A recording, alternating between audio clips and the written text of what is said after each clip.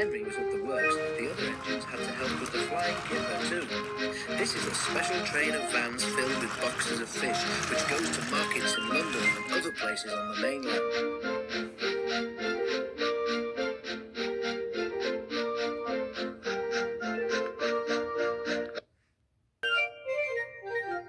James did not like the flying kipper. "All those smelly vans," he complained one morning. "You can't get the smell off your tender for weeks." "I'm very fond of a good kipper," remarked his driver. "You're welcome to it," retorted James. "A right old misery today, aren't you?" said his fireman. "You got out of the shed by the wrong door this morning, and no mistake. Now get a move on, or the Fat Controller will give you something to moan about."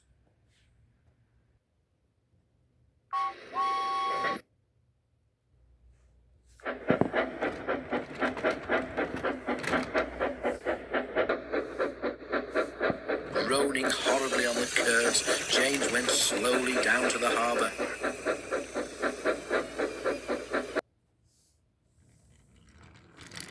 The vans for the train were already in the shed, while men in aprons worked busily, loading them with boxes of fish.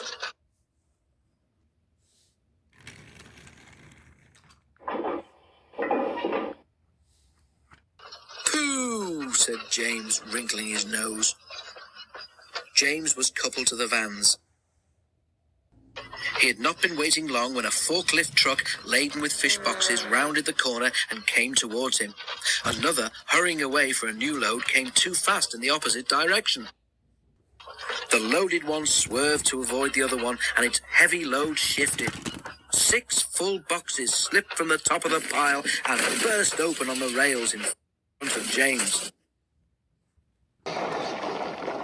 James closed his eyes in horror. Ugh! He shuddered. Broken fish and boxes lay everywhere. For once, James was right. The smell was not nice. Luckily, there was plenty of time for the men to clear up the mess before James had to leave. "A good job the boxes didn't fall on you, James," said his driver, winking at the fireman.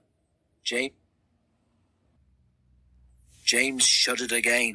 The idea was too awful to think about. At last, all was ready, and the guard showed his green lamp. "Thank goodness," said James to himself. There was a speed limit in the harbour area, so James could not start quickly. The train seemed heavier than usual tonight too, so that when he reached the spot where the fish boxes had burst, he was moving at no more than walking pace. The rails seemed clean, but oil and scales from the spilt fish were still there, coating them with a slippery film. As soon as James reached the place, his driving wheels, with nothing to grip, began to spin helplessly. James did his best, but the heavy vans dragged him to a standstill. He found he could move neither forward nor back. "Fish!" exclaimed James in disgust.